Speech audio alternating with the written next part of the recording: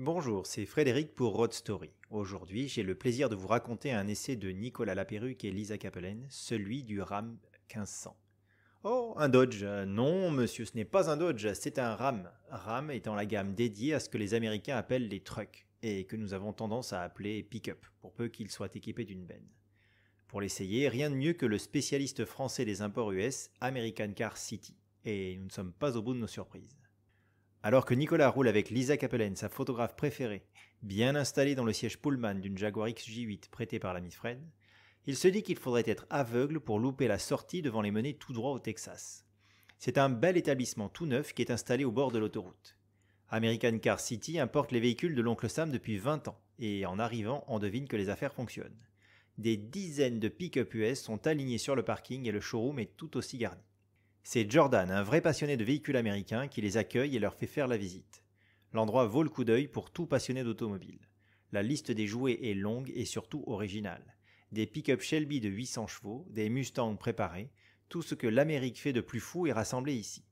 Évidemment, quand on a été élevé avec MacGyver, L'homme qui tombe à pic ou Starsky et Hutch, on ne reste pas insensible à cette débauche de chevaux sauvages. On aurait bien prolongé le voyage, mais après un café serré, il est temps de prendre possession de la monture du jour, un magnifique Ram 1500. Une des voitures les plus vendues aux USA, qui chez nous prend une toute autre dimension. L'expression monter en voiture prend ici tout son sens. Quand on a de petites pattes, le marchepied n'est pas de trop pour atteindre le cockpit de cette grosse brique. Près de 2 mètres de large, sur 2 mètres de haut, sur 6 mètres de long, rien que ça. Une fois à l'intérieur, personne ne se plaint de la place disponible. Lisa commence à apprécier cette virée. Les fauteuils en cuir ont le moelleux rassurant du canapé de chez mamie, un soir de Noël. Taillé pour traverser le Texas, il reprend tous les codes du véhicule américain. La calandre verticale intimide, et les jantes semblent taillées pour enjamber les jardins de l'hôtel de ville de Paris. Il y a suffisamment de chrome sur cet engin pour briller même en pleine nuit. Le Ram est une invitation au voyage, et la mélodie virile s'échappant de l'échappement au moment de mettre le contact nous dit que le trip va être sympa. Malgré son postérieur d'ours, Nicolas se sent tout petit dans un fauteuil qui doit être le plus large de toute la production mondiale. Tout est pensé à la taille du continent, des porte-gobelets à la taille des rétros en passant par la boîte à gants géante ou le rangement de la taille du Kentucky entre les sièges. La qualité des plastiques est bien américaine aussi, mais sur ce point, les gars ont fourni un bel effort. À force de se faire bouffer par les constructeurs allemands et japonais, du côté de Détroit, on s'est enfin décidé à soigner un peu la finition. Mais peu importe, on n'est pas venu pour ça. Nous, on veut de l'aventure, de l'imprévu. Je passe sur la liste des équipements longs comme l'annuaire de Los Angeles, l'encre coûte cher. Le Ram tient la route, il tient même toute la largeur de la route. La petite clé de contact à l'ancienne réveille le V8 qui se lance dans un grognement inimitable. C'est un bon gros V8 comme seuls les ricains savent faire, avec 5,7 litres de cylindrée. L'ultime évolution de l'histoire automobile US. Alors que Nicolas quitte la zone industrielle pour emprunter une petite route, une simple pression de la pédale de droite vient de scotcher Lisa au fond de son fauteuil de grand-mère. On a la réponse, ça pousse. L'idée pourtant est plutôt de profiter de son couple de camions pour conduire sur un filet de gaz, chapeau de cow-boy vissé sur la tête et Ray-Ban Aviator sur les yeux. On voulait de l'aventure, la traversée du village va nous donner nos premières suées.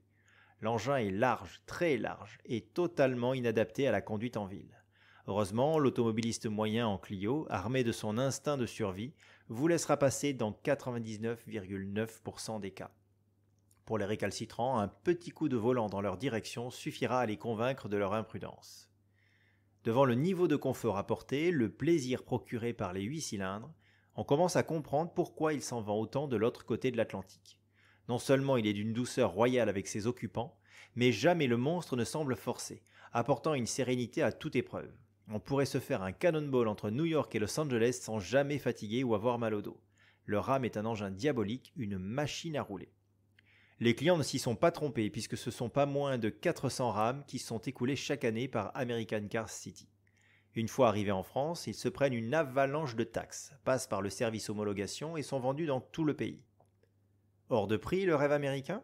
Allez voir chez Audi le prix d'un SUV et on en reparle. Le Ram vous offre ce qu'aucun autre véhicule sur le marché pourra vous offrir, un mélange d'invincibilité et d'éternité digne d'un véhicule de fin du monde. La vraie question ne tient pas dans les capacités du Ram, capable de répondre aux besoins de n'importe quel automobiliste pourvu qu'il soit déraisonnable. Après tout, à 64 900 € TTC, Notre modèle d'essai n'est pas si mal placé si on le compare à une vulgaire Mercedes classique, infiniment moins confortable et efficace, et qui de toute façon ne s'est jamais vendue. Capable de tracter la belle-mère, votre maison et la montagne qui va avec, le RAM est indestructible. Mais comme vous insistez, je vais vous parler des histoires de malus et de consommation. Avec une moyenne base de 14 litres de super, notre projet de tour du monde vient de prendre du sans-plomb dans l'aile.